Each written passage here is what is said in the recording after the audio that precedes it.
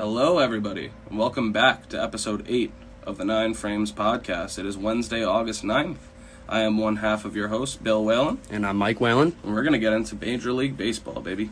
The first thing that we want to talk about is one of the most obscure situations that I think I've seen in quite a while in baseball, if ever. Yeah. Orioles announcer Kevin Brown gets suspended by the Baltimore Orioles, I guess, the higher-ups in the Orioles, because he was talking about a graphic they told him to talk about? Yeah, whoever made that call. So Kevin Brown talks about how bad the Orioles have been in Tropicana Park in the last 3 years. They have. The graphic is accurate. Factual information. It's actually not written too aggressively either. They don't use words like awful or bad even. They've just they struggled. Regardless, Yeah. Kevin Brown didn't write it. Yeah. He just read what they gave him. I mean, we're only going to touch on this briefly because all the whole baseball world's talking about this, and I think everybody has agreed that this is just blatantly insane. Yeah, I think it's also a little bit less of a point now because I heard that they're supposed to be reinstating him. I think Friday. They better. I mean, they've gotten a terrible response here. Well, I mean, what did they expect? Yeah, definitely. All right, we're going to keep it with suspensions now. The White Sox and Cleveland brawl gets all of the suspensions dealt out. They get 6 games for Tim Anderson, 3 games for Jose Ramirez. That's 1 game for Emmanuel Clase, 1 game for Terry Francona, 1 game for the new White Sox manager Pedro Grifol, and then 1 game for an infielder coach for Cleveland, Mike Sarbaugh. I didn't really see what he did in the brawl. Did you? Yeah, no, I wasn't paying too close attention to him. Everybody was locked in on the fighters. To be honest with you, I don't even really know what Clase did. Yeah, me neither. Both of the fighters are going to appeal in this, and Tim Anderson is still playing. Yeah, I mean, how could J-Ram appeal, though? Like, he punched the guy in the face. I mean, I guess you don't think it's deserved 3. What do you think they deserved? I don't. It's always so tough with suspensions like that. I think it's good that Anderson got more than J-Ram because he was clearly the instigator and the aggressor in the situation, and then J-Ram was just don't suspend J-Ram for having a good right hook. I think he has to be suspended because you did punch somebody in the face. Yeah. Three games is fair, but I'm looking at all the numbers. I think these are all kind of fair. Yeah, they are pretty fair. Yeah. So Tim Anderson's playing last night, and he gets hit by a 97-mile-per-hour fastball by Garrett Cole on the Yankees. It didn't look intentional. No, it definitely didn't look intentional. He threw his arms up after and everything. Said it kind of seemed like he was telling him it wasn't intentional. Well, yeah, because of everything that's gone on this past week. But we did see Anderson shaken up on that. Yeah. Booney's ejected in that game. Aaron Boone, that is. Ejected for the AL leads 6th time. He loves to get Guy tossed. gets ejected a lot. It's hilarious. Here he imitates Laz Diaz, throws up, he starts the lawnmower on him. It's crazy. Yeah. The Rangers. Keeping it in the AL. Very hot. The hottest team in the American League and probably baseball. Yeah. Well, most definitely baseball since the trade deadline. Best offense, too. 8 games in a row. Unfortunate news, though, from the Rangers. Josh Young needs surgery on his left thumb after being hit by a pitch. Or no, it wasn't hit by a pitch. It was a line drive at third base that hit his glove weirdly and bent his thumb and fractured it. Yeah, something you really can't avoid on the baseball field, but Josh Young is going to be missed for sure for 6 weeks. He'll be out, about 6 weeks. Odd thing with the Rangers that I saw yesterday, the Rangers are 40-20 in their home field and 28-26 away.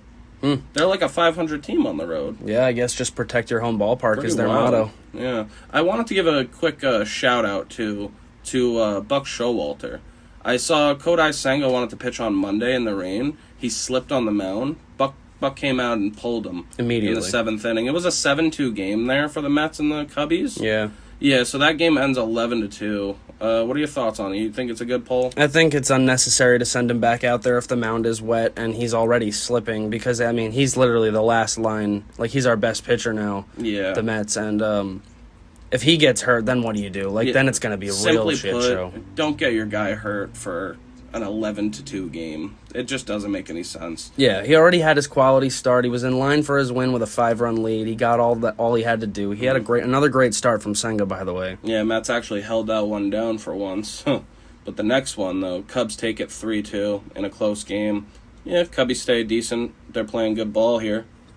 Staying in the NL East, you see Acuna Yeah. get hit in the elbow and had to leave with after the hit by pitch. Yeah, one of the series we probably weren't going to speak on too much because it's Braves Pirates, but Colin Holderman hits him with a fastball on the inside. I think that was also 97. Hits him kind of on the elbow pad.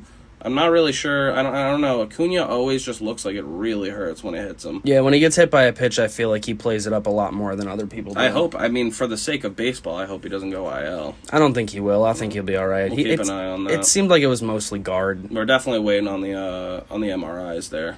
I was just gonna touch on this quickly because I thought this was hilarious.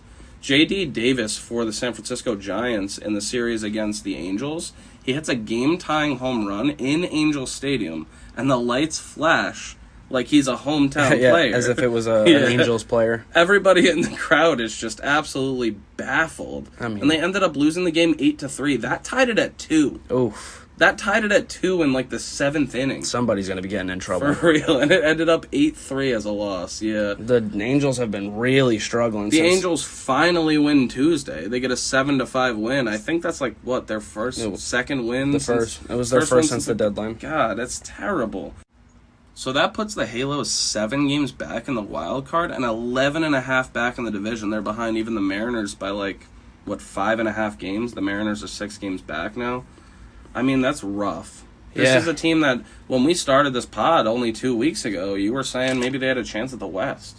I was, and I might have been completely wrong. It looked like they were primed to push toward it, but they just have gone the opposite direction. It's like Shohei Ohtani's playing his heart out, and there's just no one to help him. It's really brutal to watch, actually, because he had the first RBI yesterday too. I know I've been doing it a bit more recently, in the episodes, but the Mariners, man, they're coming. Yeah, no, I'm starting to love on them way more. I love 16 Seattle straight. as a city too. That city deserves good baseball. 6 in a row. They sit 2 back in the wild card, 6.5 out of the division. They're 9 above 500. Yeah, again, I don't think it's reasonable to think that they can take the division, but I think this team being a wild card team, It's definitely doable. very doable. They're 2 out. I mean, dude, when's the last time the Mariners made the playoffs back-to-back years? First team out right now, 2 games out, and it's Toronto there, because there's a lot of AL East shenanigans going on in the wild card race. Yeah. So I mean, those teams. I mean, the schedule changed a bit, but they have to face each other. This is the best part about baseball for me, I think. It's like, even when your favorite team is out and they're not having a good season, you can still just sit back, relax, watch the rest of the league and watch them just fight. Yeah, I'm locking in on teams like Chicago and Seattle, and I'm sat here Toronto. in New York. Mm-hmm. Yeah, I mean, these guys, they want to make the playoffs. 100%, yeah. All right, so we'll move on. NL Central, I just kind of wanted to give a shout-out to Sal Frelick. Huge game. Since he debuted, not even a game. He had a game last week where he had 5 RBI. Yeah, since he debuted, this kid is one of the best hitters in the National League. It's genuinely insane. I picked the man up in fantasy. Sal Frelick stocks are going up. Yeah, he's been great. Wanted to touch on one more spot because this is just a phenomenal story. Crazy stat. Yeah, Ramon Laureano, we didn't really talk about it too much. I think maybe we touched on it once. Ramon Laureano DFA'd by the A's. Kind of a baffling move. Guy's got a great arm, decent bat. He makes his guards debut, and he drives in the only run in a 1-0 win. Second inning RBI double. Yeah, he's the first to do that since Ramon Laureano in his debut for the Oakland Athletics in 2018. Absolutely insane. It's pretty insane. I mean, it's crazy to just do something like that. He's twice. a guy proven for his defense. He's proven for his arm, and now he's showing that, the clutch gene is there. But, do you know how, rare it has to be for, the whole team to not score? Just And him. him be the only one 2 times in the only 2 times he's debuted? Quite literally hasn't happened in 5 years. Crazy. Shout out to Ramon Laureano and shout out to Sal Frelick. Yeah, now we'll get into the more prominent storylines. We're going to kick it off in the NL. The Dodgers and Padres they finished up that massive series for, honestly, more so the Padres than the Dodgers. We had a big eye on that. The Padres were going for the split. Monday, it goes 13-7 in the final game toward the Dodgers. Absolute slugfest. The starters were Tony Gonsolin and Seth Lugo. Gonsolin goes 6 innings, He ate up a lot of innings. He gets a W, but he does give up 6. 6 earned in 6 innings. That's a phenomenal win as a pitcher. Yeah, you'll take that. I mean, he didn't really deserve it, but he'll take it.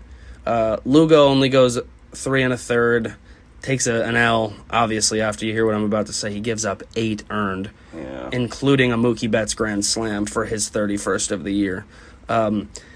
The Padres put up 3 in the bottom of the third, or they put up 5 in the bottom of the third, and the Dodgers immediately answer for 8 in the top of the 4th, and they just did not look back. Yeah, we were watching that game live, and man, it looked like it was the Padres' game to lose, and boy, did they. Yeah, that he fell behind 3-0 to Betts, and then he grooved a fastball, and Betts was loaded, and he puts it over the wall, Brutal doubles. stuff, and you could tell Lugo was upset with himself when he came out of the game. They pulled him quite early. I mean, it's 8 earned runs. 5-4 at the time of the slam, too. I'm going to talk about new acquisitions for both of these teams, both relievers. Joe Kelly comes out of the pen. He pitches 1 inning in that game, and he strikes out the side. That's the only work he has there.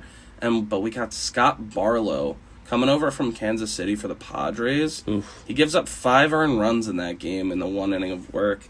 That's 9 earned runs and 4 2/3 as a Padre. That's not a hot start. Yeah, I mean, when you make a trade for a guy, especially a reliever, on a team that's like a playoff, like border playoff team, you need the relievers to step up. You know who it kind of reminds me of?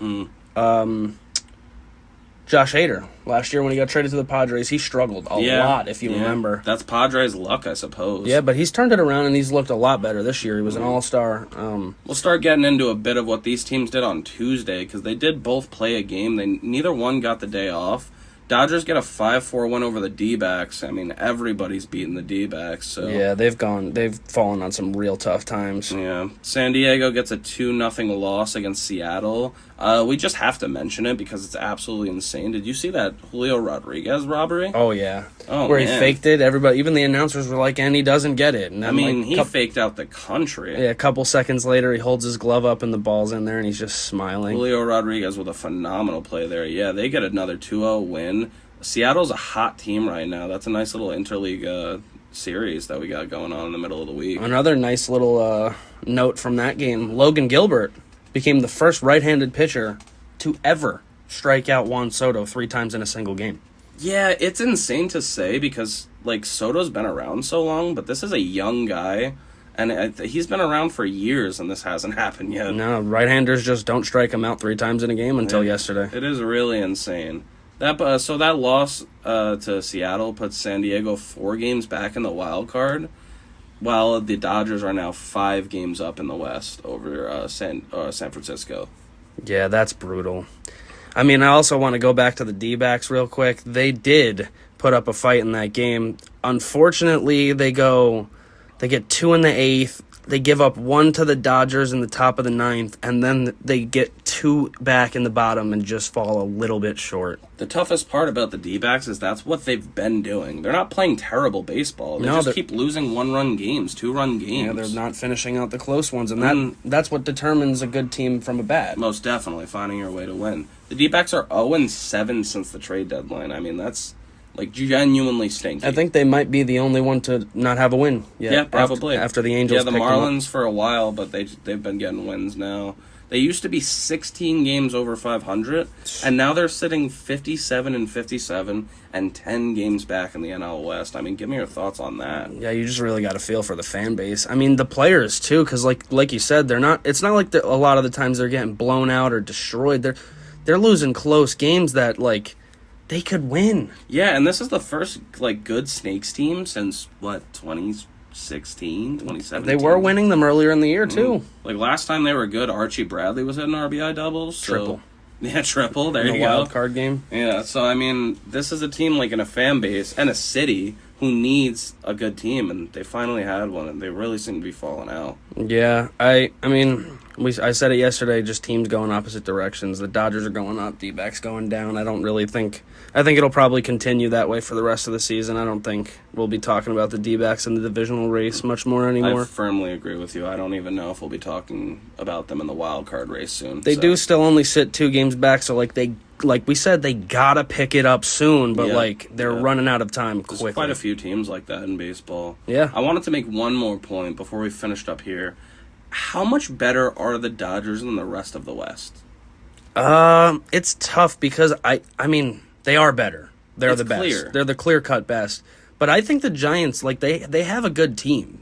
They just need to, I mean, like we said, they played, what do they play, 7 times in the Yeah. last 2 weeks? Oh, yeah. So those games are gonna be I think huge. in the last 3 series or something Yeah, crazy it's, like I think that. it's them, then, like, the San Padres in Diego, between, then and them again. which Yeah. is, that's a crazy rough stretch to the end, yeah. I mean, it could completely flip the division if they, like I said, keep within 3 or 4. But right now, the Giants are falling back. They're 5 back now. It's crazy to see that every year people try to give other teams a chance in this division, and just LA takes it Every year. every time. So I wanted to ask, because maybe we just forget about the West. How do they stack up against the Braves? The Dodgers are like the rest The of the Dodgers. West. No, the Dodgers themselves. I 'Cause think- I think that might be our NLCS. It probably will be because they are just the 2 clear-cut best. But, like, you never know in the playoffs. Like, the Braves didn't win last year. Both of these teams are built for it. though. Everybody thought the Braves would be the favorites last year because they had 101 wins, and they just beat the Mets out for the division. And then the Phillies walk in and they beat their ass. Yeah. Yeah, no, that's true. Maybe, like, imagine. That would be like a Miami this year. Yeah, Like if Miami squeaks in and wins the NL. That's wow. the best part. You never know when you get in. Those Yeah. Giants teams. Yeah, literally, card, yes. the 3 Royals. 3 World Series there. You get in, you can make it. You just gotta get in. Yeah, I think the Dodgers are clearly the best team in the West. The way they stack up with the Braves, I probably think the Braves are better this year. I think the Braves are slightly better, but the Dodgers they're a force to be reckoned with. Most definitely. Every single year. Yeah. We're going to move over to an NL East and NL Central series. It's between the Marlins and the Reds as they both try to continue their playoff push. They split the first 2 games of the 3-game set, which they will finish on Wednesday. The first one goes 5-2 Reds, and the second one goes 3-2 Fish. Pretty crazy games there. Close games. Brandon Williamson in that first game, he gets a W. He goes 6 2/3 innings pitched. Only gives up 3 hits the whole time. 1 earned run. Has 9 Ks. Nice. And the kid looked nice. The only run he gave up was a homer, too. Yeah, and he's 4-2 on the year. So, I mean, the ERA is a little bit high. It's at a 4.5. He's young. Yeah. But, I mean, he's getting the team's wins, and clearly here he kept them in against a playoff team. Yeah, absolutely. That's a quality start. He gave his team a shot to win. That's all you could ask for out of a young guy. Yeah. Diaz, Alexis Diaz, that is, continues to be absolute nails at the back end of the bullpen. He gets his 33rd save in that game. He's down to a 2.34. I mean, I could go on and on about Alexis What is Diaz. in those jeans? I mean, just unbelievable. Those Diaz, they come out just looking 7 feet tall, all arms and legs coming at you. 100-mile-per-hour fastball / sink. It's like a sinking fastball, kind of, too. It's Insane crazy. stuff. I'll keep capping up that second game. That was a 2-run homer by Jorge Soler in the 7th inning. That's his 28th of the year for a 3-2 win for the Fish. So, I mean, the Fish easily could have dropped both of these here. Oh, yeah, that's a humongous home Yeah, run. that's the homer to take the lead, and that's the only run scored for the rest of the game. Robertson, former Met, locks it down. Yeah. The third game is going to be on Wednesday, literally starting in about an hour after we record this, which is pretty wild. Yeah, it'll be Johnny Cueto Yeah? versus Graham Ashcraft.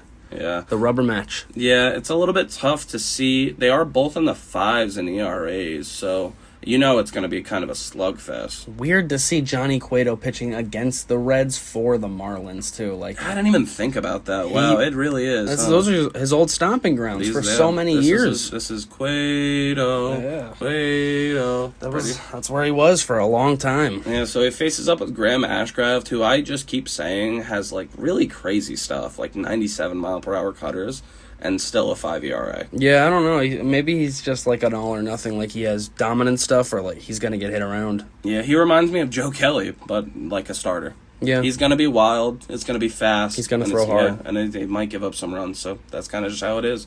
We'll keep an eye on that third game. It's a pretty big one. Kind of weird. The standings are exactly the same from Monday. I was looking at it. Cincinnati's a game and a half back in the Central. They're still tied for third, still with the Cubs. And they're still tied for that third wild card spot as well with the Cubs. Miami is still exactly a half game back of the wild card. I mean, pretty wild stuff. yeah, not much movement. No movement, yeah. I wanted to get your thoughts on this series overall, how big it is to the end of the year, and like these two teams, their outlooks. Well, considering the standings haven't really moved too much and we're already 2 out of the 3 games, I mean, it's just one more game today. The Marlins, I mean, they could jump over the Reds if they beat them today. That's the thing. Yeah, it's kind of a hold the line series. It was going to be big for one of the teams. I think it's going to be huge for Miami if they win this last game. Yeah, I think it's more important for Miami than it is for Cincinnati. I don't know about that, because Cincinnati, they've been kind of rough since the deadline, and they really didn't make many moves. They're both 3-7 in their last 10. I'm just saying the Marlins they haven't looked. I mean, neither of them have really looked good. That's what's crazy. This is a game that both of these teams like desperately need. They both have the same amount of losses at 56, but the Marlins have one less win. Yeah, these are teams that desperately need a win here, and this third game is going to be absolutely massive. Who do you think's taking it today? If I'm gonna make a prediction, we'll probably be watching this one. Yeah, I'm sure we will keep an eye on this. I'm gonna go with Cincinnati because of the young kid Ashcraft and his stuff. Yeah, I mean, it'll be interesting to see Cueto pitch in Cincinnati again. I just kind of feel like a veteran in Cueto, kind of throwing softer these days, is going to get hit around from a pretty good Cincinnati lineup more than Ashcraft with a Miami lineup. I don't know. Johnny might feel comfortable again today and he might shove on his former mound. Yeah, he is on the bump. So, I mean, I think today will probably end up being more of a slugfest, though. You have a pick? I'm going to go with the Reds because it's it's home. But, like I said, I think it's going to be who out-hits who. Yeah, we both go Reds, but we'll touch on that on Friday. For sure. All right, moving on over to the American League for a little bit. The Orioles and Astros beginning a huge clash of two of the AL's best, two of the top 4. We were saying on Monday's episode, this is probably series of the week. Tuesday, Wednesday, Thursday they go. The first game is started by Framber Valdez, who is making his first start since tossing his first career no-hitter. A lot of firsts there. Mm-hmm. He'll be taking on, or he was taken on last night, highly touted prospect Grayson Rodriguez, who I wanted to hear your opinion on a little bit. He was such a highly ranked prospect, and everyone was so giddy about him, and then he gets up, and he really just hasn't panned out. He's in 14 games this year. He's 2-3 with a 6.09 ERA. That was before this last start. He had 68 innings pitched, 76 Ks, and a 150 WHIP. Kind of ugly numbers, yeah. My opinion on it, I just kind of think the major leagues aren't the minor leagues. I will give him what it is. I will give him a little bit of credit. He did have a quality start against a very tough Astros team last night. Yeah. Going 6, only allowing 2, 4 strikeouts. Yeah, that's a good start. The overall numbers are what we're talking about here. And the reason is probably just he came up and he's got to adjust. I don't know if this kid will. This kid could definitely bounce back. And do you think it's just that he's not ready and he's just too young? Yeah, could be. He's only 23. Yeah, we've definitely seen 23-year-olds come up and be nasty. That's before. the thing. It's kind of rough to see.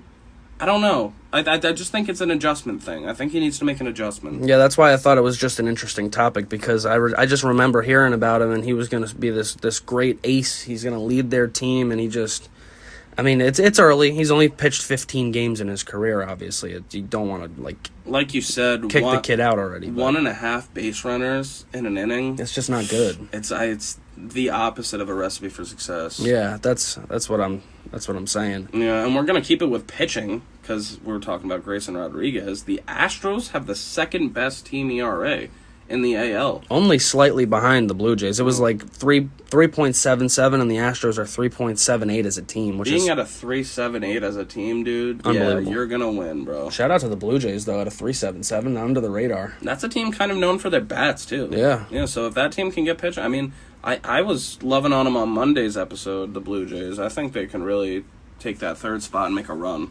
Now, the Orioles... We were just on the last episode. We were talking about what are the chances that Orioles closer Felix Bautista starts to get some recognition for Cy Young. I'm kind of surprised it took us this long to mention it. This was a rough showing. Yeah, and naturally, the day we mention it, the next game he pitches, he gives up a go-ahead grand slam to King Tuck, Kyle Tucker. and they lose 7-6. Yeah, Kyle Tucker is just a clutch player, man. He's been so good. Oh, he's going to get paid in a couple years. So good for so long now. I mean, that Astros factory of stars. That's man. that's the exact term I was going to use. Astros factory The of stars, yeah. That's just... These guys hitting 300 again with 20 and almost... He's got over 80 RBI. And he's got 24 steals, dude. He's a ridiculous Think baseball about player. it, yo. You have guys like him in a lineup who is one of the best in the AL, and you have a 3.78 ERA as a team. Yeah. Recipe for success. Definitely. So, I mean, I don't think it would be surprising to just be seeing Braves Astros at the end of the year. I mean, both of those teams are so good. Definitely possible. He sits only just 7 home runs away from 100. You think he gets there this year? Yeah, does he get 7 more? It'll be close. I think he does it. The thing is, with numbers like that, I don't think it really matters. Because next year, he's going to get... Oh, yeah, he'll be. But I'm just saying, that for this year, I think you will be seeing the Think he'll graphic. get 7 more? Congrats for the 100th career home run. He had 30 last year, 30 the year before. He's at 20 right I now. wonder if he gets up to a 30 bomb even. That's an That'd interesting be 3 thing. straight. 10 more. 3 straight years of 30 for Kyle Tucker if he Could does definitely that. happen looking at that swing last night. One of the most gorgeous lefty swings in the game. Yeah, he's a great player. Mhm. So I think this series is gonna it's gonna, like we were just talking about the Astros arms, and the Orioles are known for their bats. Yeah. Which do you think will play more of a role in this series, the O's bats or the Stros arms? Yeah, I mean, call it the boring answer, call it what you want, but I'm pretty sure that the Astros veteran arms are going to make the difference here. Ironic enough, Yeah, last night the Astros bats beat. Yeah, it was 7-6 in the first one, but again, like holding it down at the end was the arms. Yeah, I mean, look Yeah. at the Orioles. The first 2 innings, they get 2 in the first, 3 in the second. They're up 5-0, and they looked like they were primed to just put it to the Astros. A 4 spot from that grand slam, and then absolutely shut the door there. Yeah, By Ryan Presley, yeah, one of the best closers in the game there. very underrated. So I think it'll be the Stros arms and just honestly their experience overall as a team that'll play a factor in the series. So then you got to be feeling good about like maybe an Astros sweep or at least winning 2 out of 3. Quite literally, yes, a sweep. You think they're going to sweep them? Yeah, and I think it'll be a thing where we're sitting here on Friday and going, man, you really saw the discrepancy in experience there. Baltimore's the best team in the American League right now. If the Astros walk in there and they sweep the best team in the AL, that's something that people need to keep their eye on. I mean, especially after that deadline, getting Verlander back, this could be the AL's best team. It's crazy. I don't even think he's supposed to pitch in the series either. Today is Javier versus newly acquired Jack Flaherty, Right. and then tomorrow is Hunter Brown against Dean Kramer. I love watching Dean Kramer work. Yeah, he's looked good more so recently. Yeah. Big fan of him. So yeah, I agree with you. I think it'll end up coming down to, even if it's not arms versus bats, I think it'll end up being Astros experience. What about you? I think the Astros are going to take 2 out of 3. I'm not going to give them the sweep because the Orioles have to take 1. You'd think they got to take 1 at home. They hope so. I think the experience will play a major factor. Can't wait to see tonight Christian Javier versus Jack Flaherty, Flaherty. newly acquired Flaherty. He was great in his first start. Yeah, so that'll be a huge matchup. Gave a nice quality start. Might be the one the Orioles take. Yeah, see? We'll definitely watch. And you were just giving Kramer his flowers. No? Yeah, I do love these guys, man. Why not? I love the team. They could pick one up. It's at home. Mm-hmm. All right, we'll keep our eye on that. So we move over and we touch on an AL Central series here. It is the first place Twins taking on that is third place Tigers, which is kind of always surprising to see that they're in third. They're gonna start. They're on a 5-game heater to start off this series until they lose 6-0 on Tuesday. Twins finally getting hot and actually making a push for this division. They played Detroit 6 times in 10 days. Absolutely huge. Yeah, I mean, do you think that could definitely help them pad their divisional lead? For good. Yeah, I mean, because nobody's really trying. Look at Cleveland. That team, God, they make me more sad than any team in baseball. I know, because they're just 4.5 out still, and they're 4 games under 500. They just had to act like they cared. And they're clearly unfocused when you look at the way they're playing, and now they're getting into fights. A bunch of them are suspended. I mean, it's really painful to see for Cleveland. I mean, you were just talking about the fights and painful. Look at the White Sox, man. Yeah. What the hell happened? It's just not. Well, I mean, they were selling at the deadline. Yeah, but they so- were in the playoffs, what, 2 years ago? Yeah. Now they're 25 games under 500? Yeah. Almost. So, like we said, 5-game heater for the Twins coming into Tuesday. They lose 6-0 on Tuesday. They won 9-3 on Monday over Detroit. Yeah, they lost 6-0 yesterday because Erod shoved. Looking at the rosters, yeah, this is a team where like they're going to beat up on the Tigers most likely. They the have only to. reason they didn't right there was because of Rodriguez, Yeah. who's an absolutely filthy lefty. Yeah, another quality start for Rodriguez.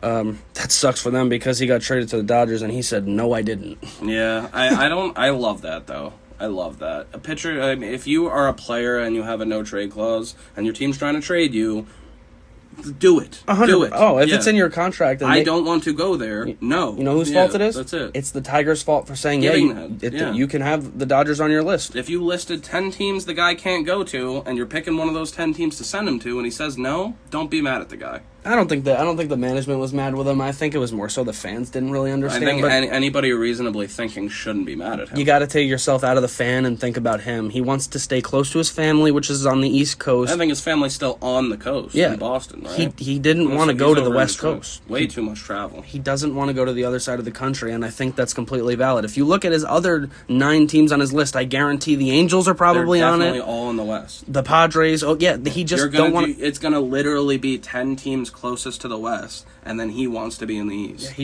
don't want to go over there. It's tough for Tigers though, because that could have been a big deal. It's tough for the Dodgers too. That would have been a nice arm for them to have in that rotation. Tigers really, I think the Tigers are building well for the future. We'll talk about that in a second here, because I want to pose the question: why has the AL Central felt like the far and away weakest division in baseball the last few years? I don't know, man. It's just it's so puzzling. I think it's this like the Central in general. The NL Central has been kind of weak too, but more so the American League. I mean, these teams just like nobody's just really being aggressive and going for it. I think you said it the best, and I think this is why people have a problem with divisions. It's the Central.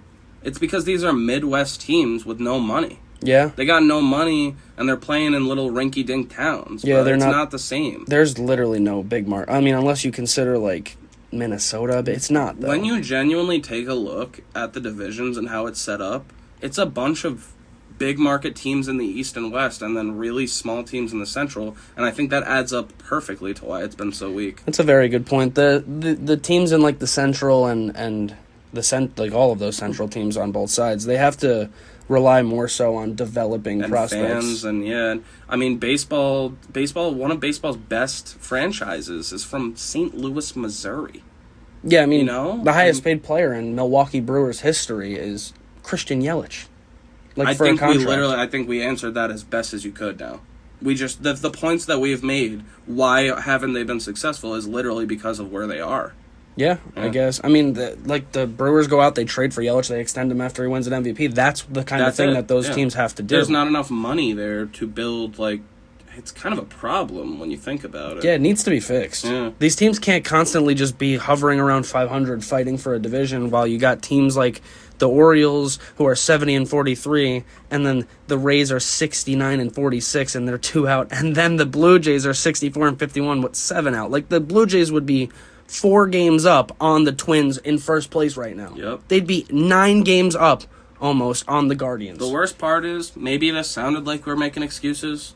I'm not making excuses for billionaires. These guys have enough money to fund these teams. Make a better roster. I mean, do you want Go me? out Do you there want and me to make a put it? better roster. You want me to put it into crazy perspective? Everyone's been shitting on the Yankees for how bad they've been playing. They would be a half game behind the Twins for first place. Yeah, and if they were in the Central, I'm sure they'd be beating up on the Tigers and the White Sox and the Royals. And the Twins, the Yankees. Probably all 5 of those teams. The Yankees own the Twins historically. Yeah, no, it's actually the most frustrating story in baseball right now. Like, I just want the division to get better. Particularly the AL Central. The NL Central, I could see teams trying. Yeah. The AL Central is just... The Reds It's are a coming nothing around. burger. Yeah, I mean, it's like it just feels like after the Twins, like the Guardians are like, yeah, maybe, but then after that, it's like the Tigers aren't doing anything. Even the Twins. Look at the playoff teams. Are the Twins even good? Oh, they're gonna get killed. Yeah, in the they're going to get playoffs. killed, man. Because they're going to play a team like Toronto, who's just better than them. Yeah, I don't know, man. It's really frustrating to see. The team that I'm the most disappointed in that division it's the White Sox. Yeah? They just need Jerry Reinsdorf needs to sell that team. If you want my opinion, he's a terrible owner. They have a tough manager too. That this is the manager's first year, right? Pedro Grifol. I mean, bro, they're going from Tony La Russa. Mm-hmm. They hired a bag of bones. Yeah. Why? Yeah. What are you doing? Pedro Grifol, not really seen backing up Anderson after the fight either. Because he was the one that was an asshole. Yeah, there's nothing going on. I don't know. Man, the White Sox, you're probably right about them being the most disappointing in the way that they have a really disappointing culture. They have no culture. But Cleveland, I think, disappoints me more in the way that they were, 2 games out at the deadline, and they sold. Yeah, from a front office standpoint, the Guardians are more embarrassing. The only reason the Guardians did get rid of their young ace is because he got hurt. The White Sox have players slapping each other in the face. Yeah. Grandal slapped. Did we even mention that? No, that's worth touching on. Yeah, good point. Yasmani Grandal wanted to go home early before the All-Star break, and now all of a sudden Tim Anderson, who's been on a fucking whatever he's on these past couple weeks, he decides he's going to go up to Grandal and press him for it. Grandal just slaps him across the face. Yeah, I hate to pile on Timmy Anderson too, but it's like, dude, you're 25 games under 500, and Yasmani Grandal has like a 2-decade career. Yeah, like he just wanted to go home. Stop it. Yeah. Let the man go. Stop making issues where there aren't issues. Yeah, I don't. The White Sox, they have no culture. They got people falling asleep in the bullpen. They got no leader, really. I mean, the whole AL Central, you look at it, and the clear leaders are Minnesota. Yeah. What are we talking about? Every year, pretty much. For what? I mean, at least they went out and tried with Correa and everything. Like, they tried to make deals this year, but, bro, I don't know. All right, now real quick, just to wrap it all up. Which team in the American League Central specifically do you think will be the best in 5 years? Yeah, this is an absolute crapshoot. It's kind of a guessing game. 100%. My guess, and I'm going to say it right now, is the Detroit Tigers.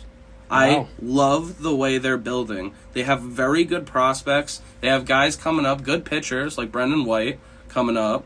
I mean, I like what they're doing in Detroit. Well, it's interesting that you said that because that was actually going to be my answer too. Really? Yeah.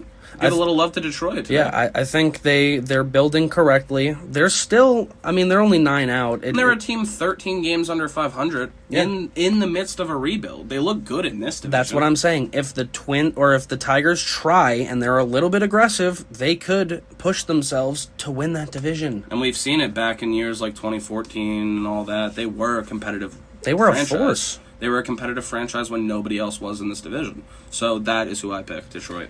Yeah, and then not just on the other side of the spectrum, I think the Royals have a long way to go. Oh, yeah. Longest way, probably the second longest way to go in all of baseball behind Oakland. Yeah, their system sucks. Mm-hmm.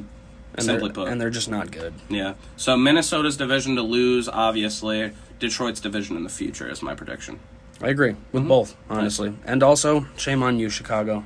Shame on you, Cleveland. Yeah, facts. You guys have both been very disappointing, and there's just... you guys need to figure it out. Do better. Thank you, everybody, for listening to episode 8 of the 9 Frames podcast. Next one's 9. 9 for 9. Yeah. And today is August 9th. Wednesday, August 9th, wow. 2023. A lot of 9s. Yep. So we're excited to announce our new partnership with PlayerGM.com. You can catch our podcast on there. All our links are there. You can click it. PlayerGM.com. Please catch us on there. Spotify, you'll catch us at 9 Frames. YouTube, you'll catch us at 9 Frames Podcast. And Twitter, we are at 9 Frames Pod. I am one half of your host, Bill Whalen. And I'm Mike Whalen.